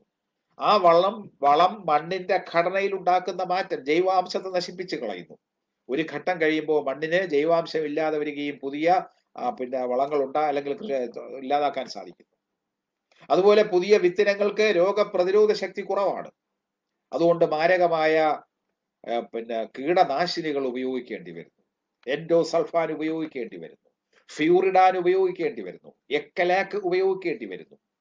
എൻഡോസൾഫാൻ ഉപയോഗിച്ചതിന്റെ ദുരന്ത ഫലമാണ് കാസർഗോഡുള്ള പ്ലാന്റേഷൻ കോർപ്പറേഷൻ ഓഫ് ഇന്ത്യയുടെ കശുമാവിൻ തോട്ടത്തിൽ ആകാശത്ത് ഹെലികോപ്റ്ററിൽ നിന്നുകൊണ്ട് മരുന്ന് തെളിച്ചതിന്റെ ഫലമായിട്ട് ഏതാണ്ട് ജപ്പാനിൽ 1945 അണു ബോംബ് പരീക്ഷണത്തിന് ശേഷം പതിറ്റാണ്ടുകളോളം അവിടത്തെ അമ്മമാർ ഇങ്ങനെ ജനിതക വൈകല്യമുള്ള കുഞ്ഞുങ്ങളെ പ്രസവിച്ചിരുന്നത് പോലെ കാസർഗോഡ് ജില്ലയിലെ ഒരു പ്രത്യേക പ്രദേശത്ത് ഈ പ്ലാന്റേഷൻ കോർപ്പറേഷൻ ഓഫ് ഇന്ത്യയുടെ കശുമാവിൻ തോട്ടത്തിൽ എൻഡോസൾഫാൻ എന്ന് പറഞ്ഞ മാരകമായ വിഷം തളിച്ചതിന്റെ പേരിൽ അവിടത്തെ അമ്മമാർക്ക്, അവിടത്തെ കുഞ്ഞുങ്ങൾക്ക്, അവിടത്തെ ആണുങ്ങൾക്ക് മാരകമായ രോഗം പിടിപെട്ടിരിക്കുന്നു, അംഗവൈകല്യം ഉണ്ടായിരിക്കുന്നു.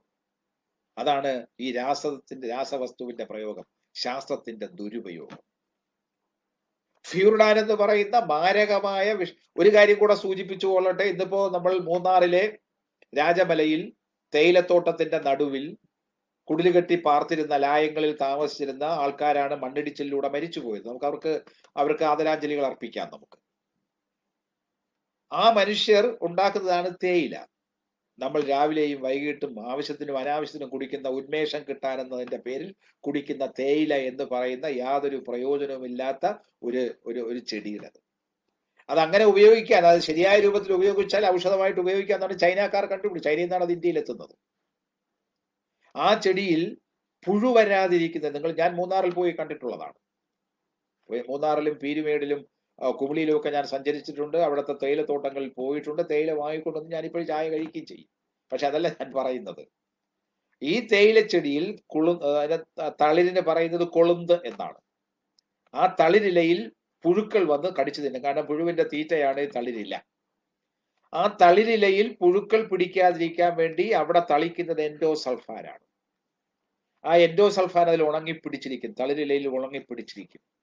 അതാണ് പറിച്ച് കൊളുന്ത് നുള്ളി വാട്ടി യന്ത്രശാലയിൽ കൊണ്ടുപോയി ഉണക്കി പൊടിച്ച് അരിച്ച് പാക്കറ്റുകളിലാക്കി നമ്മൾ കടകളിൽ നിന്ന് വാങ്ങിച്ച് വീട്ടിൽ കൊണ്ടുവന്ന് തിളപ്പിച്ച വെള്ളത്തിലിട്ട് പഞ്ചസാരയോ പാലോ ചേർത്തോ ചേർക്കാതെയോ കഴിച്ച് ഉന്മേഷം ഉണ്ടാക്കുന്നത്. നമ്മൾ അല്പാൽപമായി കഴിക്കുന്നത് എൻഡോസൾഫാൻ എന്ന് പറയുന്ന മാരകമായ വിഷമാണ്. ഇതുപോലെ തന്നെ മാരകമായ മറ്റൊരു വിഷവസ്തുവാണ് ഫ്യൂറിഡാൻ. നമ്മുടെ നാട്ടിൻപുറത്തെ പാടശേഖരങ്ങളിൽ പച്ചക്കറി വളർത്തുമ്പോൾ, നേന്ത്രവാഴ നടുമ്പോൾ അതിന്റെ ചുവട്ടിലും അതിലൊക്കെ തന്നെ പ്രയോഗിക്കുന്നതാണ് ഫ്യൂറിഡാൻ എന്ന് പറയുന്ന ഒരു രാസവസ്തു. ഏത്തവാഴ നടുന്നതിന് മുമ്പ് മണ്ണിൽ ഇത് വയ്ക്കും. അതിന്റെ മുകളിൽ ഏത്തവാഴ കന്ന് നടും. ഏത്തവാഴ കന്ന് മുളച്ചു വരുന്ന ആ ഭാഗത്തായിട്ട് ഫ്യൂറിഡാൻ വീണ്ടും വയ്ക്കും. വാഴ വളർന്നു വന്ന് ഓരോ പോള വിരിയുമ്പോഴും ആ പോളയ്ക്കുള്ളിൽ തടപ്പുഴു വരാതിരിക്കുന്നതിന് വേണ്ടി ഫ്യൂറിഡാൻ കുത്തി നിറയ്ക്കും. ആ ഫ്യൂറിഡാൻ മണ്ണിൽ അലിഞ്ഞു ചേർന്ന് അലിഞ്ഞ് മണ്ണിലെ വെള്ളം വേര് പിടിച്ചെടുക്കുമ്പോൾ വിഷത്തിന്റെ ഒരംശം ആ വേര് പിടിച്ചെടുക്കുകയും വാഴപ്പിണ്ടിയിലൂടെ നമ്മുടെ നേന്ത്രക്കുലയിലേക്ക് സെല്ലുകയും ചെയ്യുന്നു. നമ്മൾ അതാണ് കൊണ്ടുപോയി അവിയൽ വെച്ചും ഉപ്പേരി വെച്ചും ചിപ്സ് ആക്കിയിട്ടും അല്ലെങ്കിൽ പിന്നീട് പഴുപ്പിച്ചുമൊക്കെ കഴിക്കുന്നത്. അല്പാൽപമായി നമ്മൾ വിഷം കഴിച്ചുകൊണ്ടിരിക്കുകയാണ്. എന്തിനാണ് ഇത് ഉപയോഗിക്കുന്നത്? ഇത് അമിത ലാഭം ഉണ്ടാക്കാൻ വേണ്ടി, അമിത വിളവുണ്ടാക്കാൻ വേണ്ടി. അതിനെതിരെയാണ് കേരളത്തിൽ ഇപ്പോൾ ജൈവ കൃഷിയെ പ്രോത്സാഹിപ്പിക്കാനുള്ള ഒരു യജ്ഞം നടന്നു വരുന്നത്. പ്രകൃതിയിൽ നിന്ന് കിട്ടുന്ന പച്ചിലയും ചാണകവും മറ്റ് വിഭവങ്ങളും ഉപയോഗിച്ച് കൃഷി ചെയ്യുക, അതിന്റെ രുചി അനുഭവിച്ചറിയുക. ജൈവ കൃഷിയെ പ്രോത്സാഹിപ്പിക്കാൻ കേരള സർക്കാർ ഇപ്പോൾ പറയുന്നത് ഇത്തരത്തിൽ ബഹിരാഷ്ട്ര കുത്തകൾ ഉണ്ടാക്കുന്ന എൻഡോസൾഫാനും ഫ്യൂറിഡാനും ജനങ്ങളുടെ ആരോഗ്യത്തിന് ഹാനികരമാണെന്ന് തിരിച്ചറിയാൻ വേണ്ടിയിട്ടാണ്. അപ്പോ 1945 ഓഗസ്റ്റ് മാസം 6-ാം തീയതിയും 9-ാം തീയതിയും ഹിരോഷിമയിലും നാഗസാക്കിയിലും വർഷിച്ച ബോംബ് മാനവരാശിയെ നശിപ്പിക്കാൻ വേണ്ടിയിട്ടുള്ളതായിരുന്നു. അത് ശാസ്ത്രത്തിന്റെ ദുരുപയോഗമായിരുന്നു. ഇപ്പോൾ ടെർമിനേറ്റർ വിത്തും എൻഡോസൾഫാനും ഫ്യൂറിഡാനും എക്കലാക്കും പോലുള്ള രാസവസ്തുക്കളൊക്കെ തന്നെ മനുഷ്യരാശിയെ ദോഷകരമായി ബാധിക്കുന്നതാണ്. 45-ലെ യുദ്ധം അവസാനിക്കുന്നു. 2 കൊല്ലം കഴിഞ്ഞപ്പോൾ ഇന്ത്യക്ക് സ്വാതന്ത്ര്യം കിട്ടുന്നു. ഇന്ത്യക്ക് മാത്രമല്ല സ്വാതന്ത്ര്യം, 1-ാം ലോക മഹായുദ്ധത്തിന്റെ ഒരു അവസാന ഘട്ടത്തിൽ റഷ്യയിൽ വിപ്ലവം ഉണ്ടായപ്പോൾ റഷ്യൻ ചക്രവർത്തിയുടെ നിയന്ത്രണത്തിലുണ്ടായിരുന്ന കോളനികൾ മോചിപ്പിക്കപ്പെട്ടതിന്റെ തുടർച്ചയാണ് 1945-ൽ യുദ്ധാവസാനത്തോടുകൂടി ആഫ്രോ ഏഷ്യൻ ഭൂഖണ്ഡങ്ങളിലെയും അമേരിക്കൻ ഭൂഖണ്ഡങ്ങൾ രാജ്യങ്ങൾ ഒന്നൊന്നായി സ്വാതന്ത്ര്യം നേടിയത്. വേനൽക്കാലത്ത് ഇല കൊഴിയുന്നത് പോലെ, ശിശിരത്തിൽ ചില മരങ്ങളുടെ ഇല കൊഴിഞ്ഞു വീഴുന്നത് പോലെ 2-ാം ലോക മഹായുദ്ധ അനന്തര കാലഘട്ടത്തിൽ ഇന്ത്യ അടക്കമുള്ള ലോകരാജ്യങ്ങളിൽ മിക്കവയും സ്വതന്ത്രമായി, സ്വാതന്ത്ര്യം നേടി. ആ രാജ്യങ്ങളിലെല്ലാം അവിടുത്തെ ജനങ്ങൾ നയിക്കുന്ന ഗവൺമെന്റുകൾ നിലവിൽ വന്നു. അത്തരത്തിലുള്ള ഒരു അന്തരീക്ഷം ഉണ്ടാക്കിയത് ഈ യുദ്ധത്തിന്റെ പശ്ചാത്തലത്തിലായിരുന്നു. അപ്പൊ ഓഗസ്റ്റ് മാസം എന്തുകൊണ്ടും നമുക്ക് പ്രിയപ്പെട്ടതാണ്, നമുക്ക് പ്രാധാന്യമുള്ളതാണ്.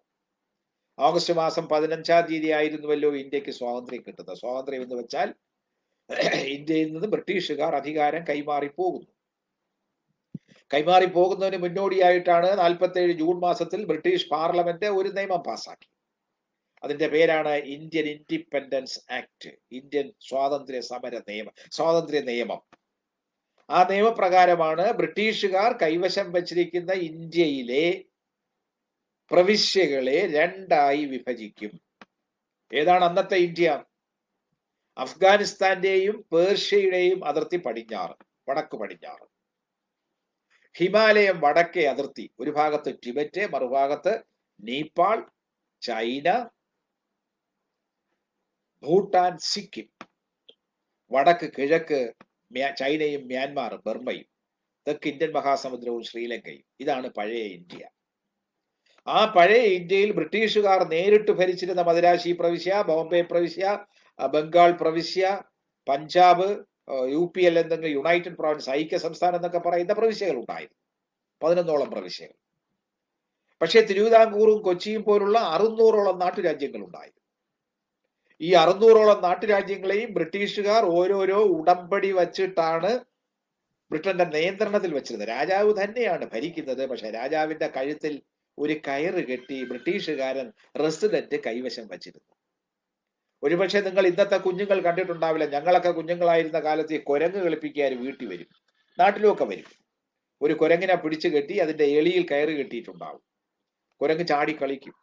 അത് ഒഴിവിട്ട് പോകാതിരിക്കാൻ വേണ്ടി കയറ് പുറകോട്ട് വലിക്കും ആ കുരങ്ങ് കളിപ്പിക്കുന്നയാള്. അതുപോലെ രാജാക്കന്മാരുടെ എളിക്ക് കയറ് കെട്ടി ബ്രിട്ടീഷ് ഉദ്യോഗസ്ഥന്റെ കയ്യിൽ കൊടുത്തു. ആ ബ്രിട്ടീഷ് ഉദ്യോഗസ്ഥന്റെ പേരാണ് റെസിഡന്റ്. ആ റെസിഡന്റിന്റെ ഇന്നത്തെ പേരാണ് ഗവർണർ. സെൻട്രൽ ഗവൺമെന്റ്, കേന്ദ്ര ഗവൺമെന്റിന്റെ വക്താവായി, പ്രതിനിധിയായി എല്ലാ സംസ്ഥാനങ്ങളിലും ഗവർണർമാരെ അയക്കുന്നത് 935-ൽ ബ്രിട്ടീഷ് ഗവൺമെന്റ് പാസാക്കിയ നിയമത്തിന്റെ ഭാഗമായിട്ടാണ്. ആ നിയമത്തിന്റെ ഭേദഗതി നിയമമായിരുന്നു 947 ജൂൺ മാസത്തിൽ ബ്രിട്ടീഷ് പാർലമെന്റ് പാസാക്കിയ ഇന്ത്യൻ ഇൻഡിപെൻഡൻസ് ആക്ട്. അതിന്റെ ഫലമായി ബ്രിട്ടീഷ് ഇന്ത്യ 2ആയി വിഭജിക്കപ്പെട്ടു, ഇന്ത്യ എന്നും പാകിസ്ഥാനും. ഇന്ത്യയിലെ നാട്ടുരാജ്യങ്ങൾ 600ഓളം വരുന്ന നാട്ടുരാജ്യങ്ങളുടെ മേൽ ബ്രിട്ടനുള്ള നിയന്ത്രണം ഇല്ലാതാകും. ബ്രിട്ടീഷുകാരുമായിട്ടുള്ള ഉടമ്പടി ഇല്ലാതായി കഴിഞ്ഞാൽ ഈ രാജ്യങ്ങൾ പരമാധികാര രാഷ്ട്രങ്ങളാവും. അവയെ ആർക്കും നിയന്ത്രിക്കേണ്ട കാര്യമില്ല. പരമാധികാര സ്വതന്ത്ര രാഷ്ട്രങ്ങളാവും. അങ്ങനെ പരമാധികാര സ്വതന്ത്ര രാഷ്ട്രങ്ങളാകുന്ന ഈ നാട്ടുരാജ്യങ്ങൾക്ക് ഒന്നുകിൽ സ്വതന്ത്രമായി നിലനിൽക്കാം, അല്ലെങ്കിൽ പാകിസ്ഥാനിൽ ലയിക്കാം, അല്ലെങ്കിൽ ഇന്ത്യയിൽ ലയിക്കാം. ഇതായിരുന്നു ഉടമ്പടി, ഈ നിയമം. ആ നിയമം നടപ്പിലായി. ഇന്ത്യയിൽ നിന്നും പാകിസ്ഥാനും എന്നുള്ള രണ്ട് ഡൊമിനിയനുകൾ, പുത്രികാ രാജ്യങ്ങൾ നിലവിൽ വന്നു. അധികാര കൈമാറ്റം നടക്കുന്നതാണ് 1945 ഓഗസ്റ്റ് മാസം 14 അർദ്ധരാത്രി. ബ്രിട്ടീഷ് പാർലമെന്റ്, അന്നത്തെ വൈസ്രോയിസ് ബിൽഡിംഗ്, അന്നത്തെ ഇന്ത്യൻ പാർലമെന്റ്, ഇന്നത്തെ പാർലമെന്റ് മന്ദിരം തന്നെ, അതിന്റെ സെൻട്രൽ ഹാളിൽ അധികാര കൈമാറ്റ ചടങ്ങ് നടക്കുന്നു. അവസാനത്തെ ഗവർണർ ജനറലായിരുന്ന ബ്രിട്ടീഷുകാരനായ മൗണ്ട് ബാറ്റൻ പ്രഭു ഇടക്കാല ഗവൺമെന്റിന്റെ അധ്യക്ഷനായിരുന്ന നെഹ്റുവിനെ സത്യവാചകം ചൊല്ലിക്കൊടുക്കുന്നു. അങ്ങനെ അധികാര കൈമാറ്റം നടന്നു. അന്ന് പാർലമെന്റിൽ നെഹ്റു നടത്തിയ സുപ്രസിദ്ധമായ ഒരു പ്രസംഗമുണ്ട്. അത് കുഞ്ഞുങ്ങൾ അറിയണം, കുട്ടികൾ അറിയണം. അതിൽ സത്യവുമുണ്ട്, സത്യവിരുദ്ധമായ കാര്യമുണ്ട്. ശാസ്ത്രവുമുണ്ട്, ശാസ്ത്രവിരുദ്ധമായ ഒരു കാര്യമുണ്ട്. എന്താണ് നെഹ്റു പ്രസംഗിച്ചത്? യുഗങ്ങൾക്ക് മുമ്പേ നമ്മൾ വിധിയുമായി ഒരു കൂടിക്കാഴ്ച നടത്തി. Long ago we made a tryst with destiny എന്നാണ്. യുഗങ്ങൾക്ക് മുമ്പ് നമ്മൾ വിധിയുമായി ഒരു കൂടിക്കാഴ്ച നടത്തി. ആ കൂടിക്കാഴ്ച എന്ന് പറയുന്നത് ഒരു കാലത്ത് ഇന്ത്യക്ക് സ്വാതന്ത്ര്യം, ആ മുഹൂർത്തം ഇതാ നടപ്പിലായിരിക്കുന്നു, വന്നിരിക്കുന്നു. ലോകമുറങ്ങുമ്പോൾ, when the entire world sleeps, a nation awakes to freedom and rebirth എന്നാണ്. ലോകം മുഴുവൻ ഉറങ്ങുമ്പോൾ ഇതാ ഒരു രാഷ്ട്രം സ്വാതന്ത്ര്യത്തിലേക്കും വിമോചനത്തിലേക്കും ഇതാ ഉണർന്നെണീക്കുന്നു എന്നാണ്. വേക്സ് ടു ഫ്രീഡം എന്നാണ്. നെഹ്റു പറഞ്ഞത് ശരിയാണോ? ലോകം മുഴുവൻ ഉറങ്ങുമോ രാത്രിയിൽ? നമുക്ക് അർദ്ധരാത്രിയാണെങ്കിൽ നേരെ തൊട്ടപ്പുറത്ത് കിടക്കുന്ന, ഭൂഗോളത്തിന്റെ നേരെ മറുവശത്ത് കിടക്കുന്ന അമേരിക്കയിൽ നട്ടുച്ചയാണ്, 12 മണിയാണ്. ഇതാ നമുക്ക് സമയം ഇപ്പോ 8 മണിയാകുന്നു. ഇപ്പൊ അമേരിക്കയിൽ പ്രഭാതത്തിൽ 8 മണിയായി. ട്രംപിന്റെ അമേരിക്കൻ ഐക്യനാടുകളിൽ ഇപ്പൊ രാവിലെ 8 മണിയാണ്. അവിടുത്തെ കുട്ടികൾ, അവിടുത്തെ കുഞ്ഞുങ്ങൾ, അവിടുത്തെ രക്ഷിതാക്കളൊക്കെ കാപ്പി കുടിക്കുന്ന നേരമാണ്, പ്രഭാത ഭക്ഷണം കഴിക്കുന്ന നേരമാണ്. ഏത് ദിവസം? ഇന്നിപ്പോ ഞായറാഴ്ച രാത്രിയായി നമുക്ക്, അവർക്ക് ഞായറാഴ്ച രാവിലെ ആയതേ ഉള്ളൂ. അതാണ് വ്യത്യാസം. അപ്പൊ ലോകം മുഴുവൻ ഉറങ്ങുന്നു എന്ന് നെഹ്റു പറഞ്ഞത് ആലങ്കാരികമായിട്ടാണ്. നമ്മൾ ഉറങ്ങിക്കിടക്കുകയായിരുന്നു, നമ്മൾ ഇതാ ഉണർന്നെണീക്കുന്നു എന്നേ അർത്ഥമുള്ളൂ. ആ സുപ്രസിദ്ധമായ പ്രസംഗം ഇന്ത്യൻ സ്വാതന്ത്ര്യ സമരത്തിന്റെ ഒരു ഘട്ടത്തിന്റെ അന്ത്യമാണ്. 1946 തന്നെ ഭരണഘടനാ നിർമ്മാണ സമിതി നിലവിൽ വന്നിരുന്നു. ഒരു ഭരണഘടനാ നിർമ്മാണം നടക്കുന്നുണ്ടായിരുന്നു. 46 ഡിസംബറിൽ അതിന്റെ പ്രവർത്തനം തുടങ്ങി. അങ്ങനെ 49 നവംബർ മാസമായപ്പോഴേക്കും ആ പ്രവർത്തനം പൂർത്തിയായി. അങ്ങനെയാണ് ഇന്ത്യക്ക് ഒരു ഭരണഘടന ഉണ്ടാകുന്നത്, ഇന്ത്യൻ കോൺസ്റ്റിറ്റ്യൂഷൻ ഉണ്ടാകുന്നത്. 49 നവംബർ മാസം 26 ഇന്ത്യൻ ഭരണഘടനാ നിർമ്മാണ സമിതി എഴുതിയുണ്ടാക്കിയ ഭരണഘടനയിൽ അതിലെ ഡ്രാഫ്റ്റിംഗ് കമ്മിറ്റി അംഗങ്ങളും അധ്യക്ഷനായിരുന്ന രാജേന്ദ്ര പ്രസാദ് ഒപ്പുവെച്ചതോടുകൂടി ഇന്ത്യക്കൊരു ഭരണഘടനയുണ്ടായി. പക്ഷേ ഭരണഘടന ഔപചാരികമായി നിലവിൽ വരുന്നത് തൊട്ടടുത്ത വർഷം 1950 ജനുവരി 26. അതാണ് നമ്മൾ റിപ്പബ്ലിക് ദിനമായിട്ട് കണക്കാക്കുന്നത്. 947 മുതൽ 950 ജനുവരി 26 വരെ ഇന്ത്യയുടെ നിയമപരമായ ഭരണഘടനാപരമായ അവസ്ഥ എന്ന് പറയുന്നത് ഡൊമിനിയൻ സ്റ്റാറ്റസ് ആണ്, പുത്രികാ രാജ്യമാണ്. ഇന്ത്യയുടെ രാഷ്ട്ര തലവൻ എന്ന് പറയുന്നത് ഗവർണർ ജനറലാണ്. ആ ഗവർണർ ജനറൽ ബ്രിട്ടീഷ് ഭരണകൂടത്തിന്റെ പ്രതിനിധിയാണ്. മൗണ്ട് ബാറ്റൻ പ്രഭു അവസാനത്തെ ഗവർണർ എന്ന് പറഞ്ഞത് സാങ്കേതികമായി മാത്രമാണ്. അദ്ദേഹം സ്ഥാനം ഒഴിഞ്ഞു പോയപ്പോൾ ഇന്ത്യക്കാരനായ സ്വാതന്ത്ര്യ സമര സേനാനിയായ തമിഴ്നാട്ടുകാരനായ സർ സി രാജഗോപാലാചാരിയായിരുന്നു ഗവർണർ ജനറൽ. അപ്പൊ അദ്ദേഹമാണ് അവസാനത്തെ ഗവർണർ ജനറൽ. ആ ഗവർണർ ജനറലിന്റെ ഇന്നത്തെ പേരാണ് ഇന്ത്യൻ പ്രസിഡന്റ്. അപ്പൊ 50 ജനുവരി 26 ഇന്ത്യ റിപ്പബ്ലിക്കായി. ഇന്ത്യ റിപ്പബ്ലിക് ആയതോടുകൂടി ബ്രിട്ടനുമായിട്ടുള്ള എല്ലാ ബന്ധങ്ങളും നമ്മൾ അവസാനിപ്പിച്ചു. ഇന്ത്യയുടെ പുത്രികാരാജ്യ പദവി അവസാനിക്കുകയും ഇന്ത്യ സ്വതന്ത്ര പരമാധികാര രാഷ്ട്രമാവുകയും ചെയ്തു. എന്താണ് റിപ്പബ്ലിക് എന്ന് വെച്ചാൽ അർത്ഥം? സ്വതന്ത്ര രാഷ്ട്രം എന്ന് വെച്ചാൽ നമുക്ക് മറ്റാരും നിയന്ത്രിക്കാനില്ല എന്നുള്ളതാണ്. എന്താണ് റിപ്പബ്ലിക്? റിപ്പബ്ലിക് എന്ന് പറയുന്നത് തെരഞ്ഞെടുക്കപ്പെടുന്ന രാഷ്ട്രത്തലവനുള്ള രാജ്യം. ഇന്ത്യയുടെ രാഷ്ട്രത്തലവനായ രാഷ്ട്രപതിയെ നമ്മൾ തെരഞ്ഞെടുക്കുകയാണ്. തെരഞ്ഞെടുപ്പ് രീതി പല രൂപത്തിലുണ്ട്. അത് ഒരു രീതിയാണ് നമ്മൾ ഇവിടെ അവലംബിക്കുന്നത്. പഞ്ചായത്ത് മുതൽ പാർലമെന്റ് വരെ നമ്മൾ തെരഞ്ഞെടുക്കുന്നത് 18 വയസ്സ് പൂർത്തിയായ വോട്ടർമാർക്ക് വോട്ടവകാശത്തോടു കൂടിയാണ്. എന്നാൽ രാഷ്ട്രപതിയെ തെരഞ്ഞെടുക്കുന്നത് അങ്ങനെയല്ല. സംസ്ഥാന നിയമസഭകളിലെ അംഗങ്ങൾ, പാർലമെന്റിന്റെ ഇരുസഭകളിലെയും അംഗങ്ങൾ ഒരുമിച്ച് ചേർന്നുള്ള ഒരു ഇലക്ടറൽ കോളേജാണ് രാഷ്ട്രപതിയെ തെരഞ്ഞെടുക്കുന്നത്. അതിന്റെ നിയമത്തിൽ അതിന്റെ സങ്കീർണതയിലേക്ക് ഞാനിപ്പോൾ കടക്കുന്നില്ല. അങ്ങനെ ഇന്ത്യ സ്വതന്ത്രമായി, ഇന്ത്യ റിപ്പബ്ലിക്കായി. 49 നവംബർ 26 എഴുതി പാസാക്കിയ ഒരു നിയമമുണ്ട്, ഭരണഘടന. ആ ഭരണഘടനയുടെ ഒരു ആമുഖ വാചകമുണ്ട്, പ്രിയാമ്പിൾ എന്ന് പറയും. ആ പ്രിയാമ്പിൾ എഴുതി തയ്യാറാക്കിയത് നെഹ്റു ആയിരുന്നു. ഒബ്ജക്റ്റീവ് സ്റ്റേറ്റ്മെന്റ് എന്ന പേരിൽ 46-ൽ ഭരണഘടനാ നിർമ്മാണ സമിതി നിലവിൽ വന്നപ്പോൾ എന്തായിരിക്കണം ഭാവി ഗവൺമെന്റ്, ഭാവി ഭാരതത്തിന്റെ ഭരണഘടന, എന്തായിരിക്കണം ഭരണകർത്താക്കളുടെ ലക്ഷ്യം, ജനങ്ങൾ എന്തൊക്കെ കാര്യങ്ങളാണ് നേടേണ്ടത് മുതലായ കാര്യങ്ങൾ പറയുന്നതാണ് ലക്ഷ്യ പ്രഖ്യാപനം. നിങ്ങളിപ്പോ ബാലസംഘം ഉണ്ടാക്കുമ്പോൾ ബാലസംഘത്തിന് ലക്ഷ്യമുണ്ടല്ലോ, അതൊരു ബൈലോ ഉണ്ടല്ലോ. ആ ബൈലോയിൽ പറഞ്ഞിട്ടുണ്ട് എത്ര വയസ്സ് മുതൽ എത്ര വയസ്സ് വരെയുള്ളവർക്ക് അതിൽ അംഗമാവാം, എന്തൊക്കെയാണ് ഓരോരുത്തരെയും ചെയ്യേണ്ടത്, എന്ത് ലക്ഷ്യങ്ങളാണ് കൈവരിക്കേണ്ടതെന്ന് പറയുന്നത് പോലെ ഒരു രാഷ്ട്രത്തിന്റെ ജനങ്ങൾക്ക് എന്തൊക്കെ അവകാശങ്ങളാണ് ഉള്ളത് എന്ന് പറയുന്നു, എന്ത് തരം ക്ഷേമ പ്രവർത്തനങ്ങളാണ് ഭരണകർത്താക്കൾ അവലംബിക്കേണ്ടതെന്ന് പറയുന്നതാണ് ലക്ഷ്യപ്രഖ്യാപന രേഖ. ആ ലക്ഷ്യപ്രഖ്യാപന രേഖ ഒരു വലിയ ഖണ്ഡികയാണ്, വലിയ പാസേജാണ്.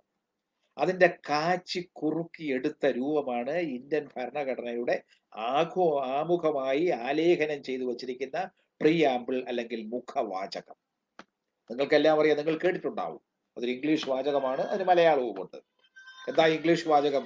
We the people of India having solemnly resolved to constitute India into a sovereign, secular, socialist, democratic republic, and to ensure its to all its people justice, social, political, and economic, liberty of thought, expression, faith, belief, and worship, equality of status and opportunity, and ensuring all citizens fraternity, ensuring the integrity of the nation, integrity of the individual, and the unity and integrity of the nation എന്ന് പറയുന്ന on this 26th day of November 1949 do hereby enact, adopt, and give to ourselves this constitution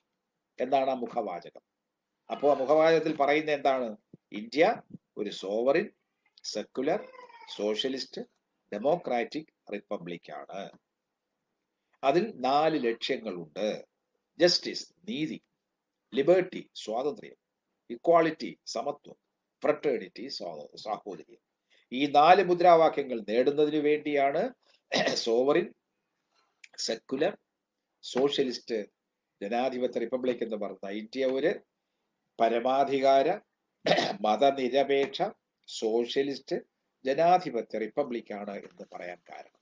ഇതിലെ മുഴുവൻ പൗരന്മാർക്കും തുല്യതയ്ക്ക് അവകാശമുണ്ട്, മുഴുവൻ പൗരന്മാർക്കും നീതിക്ക് അവകാശമുണ്ട്, എല്ലാവർക്കും സാഹോദര്യമുണ്ട്. അവിടെ ജാതി വിദ്വേഷമോ മതവിദ്വേഷമോ സവർണാവർണ ബോധമോ ഒന്നും പാടില്ല. ഈ ഭരണഘടനയുടെ അടിസ്ഥാനത്തിലാണ് നമ്മളെ ഓരോ വിഭാഗം ജനങ്ങളെയും സംരക്ഷിക്കുന്നതിന് വേണ്ടിയുള്ള നിയമം ഇന്ത്യയിലെ പാർലമെന്റും കേരള നിയമസഭ അടക്കമുള്ള സംസ്ഥാന നിയമസഭകളും പാസ്സാക്കുന്നത്. അപ്പൊ നമ്മൾ ബാലസംഘം കൂട്ടുകാരെന്താ ചെയ്യേണ്ടത്? ഒന്ന്, നമ്മുടെ ഭരണഘടനയിൽ നമ്മുടെ അവകാശങ്ങൾ എന്താണ് എന്ന് തിരിച്ചറിയണം. ആ ഭരണഘടനയിൽ നിക്ഷിപ്തമായിരിക്കുന്ന അല്ലെങ്കിൽ ഭരണഘടന അനുശാസിക്കുന്ന അനുസരിച്ച് പാർലമെന്റിലും സംസ്ഥാന നിയമസഭകളിലും നിക്ഷിപ്തമായിരിക്കുന്ന അധികാരം ഉപയോഗിച്ചുണ്ടാക്കുന്ന നിയമങ്ങൾ ഭരണഘടനാ വിധേയമായി ഉണ്ടാക്കുന്ന നിയമങ്ങൾ അറിയണം. നമുക്ക് ഭരണഘടനാ സാക്ഷരതയുണ്ടാവണം. നമ്മൾ സാക്ഷരരാണെന്ന് അഭിമാനിക്കുന്ന സമൂഹമാണ് കേരളം. എഴുത്തും വായനയും നമുക്കറിയാം. സ്വന്തം ആശയങ്ങളും അഭിലാഷങ്ങളും എഴുതി അറിയിക്കാനും വായിച്ച് മനസ്സിലാക്കാനും സാധിക്കുന്നവരാണ് നമ്മൾ. പിറന്നു വീഴുന്ന മുഴുവൻ കുഞ്ഞുങ്ങളെയും പള്ളിക്കൂടത്തിൽ എത്തിക്കാൻ, വിദ്യാലയങ്ങളിൽ എത്തിക്കാൻ സൗകര്യമുള്ള സംസ്ഥാനം അപൂർവം ചില സംസ്ഥാനങ്ങളിൽ ഒന്നാണ് കേരളം. നമ്മൾ എന്നു മുതലേ നേടിക്കഴിഞ്ഞു. 1990 തന്നെ സമ്പൂർണ്ണ സാക്ഷരത കൈവരിച്ച സംസ്ഥാനമാണ് കേരളം. പിറന്നു വീഴുന്ന മുഴുവൻ കുഞ്ഞുങ്ങൾക്കും പള്ളിക്കൂടത്തിൽ എത്താനുള്ള സൗകര്യമുണ്ട് കേരളത്തിൽ. നമുക്ക് വിദ്യാഭ്യാസ സാക്ഷരതയുണ്ട്. പക്ഷേ ഭരണഘടനാ സാക്ഷരതയുണ്ടോ? നിങ്ങൾ കുഞ്ഞുങ്ങൾക്ക് എന്താണ് ഈ പ്രിയാമ്പിൾ എന്ന് പറഞ്ഞ മുഖവാചകത്തിൽ പറഞ്ഞിരിക്കുന്ന വാചകത്തിന്റെ അന്തസ്സർത്ഥ എന്താണെന്ന് മനസ്സിലാക്കാൻ സാധിക്കും. അതെവിടെ ഇരിക്കട്ടെ. നമ്മളെ എല്ലാം ബാധിക്കുന്ന മറ്റെന്തെല്ലാം നിയമങ്ങളുണ്ട്?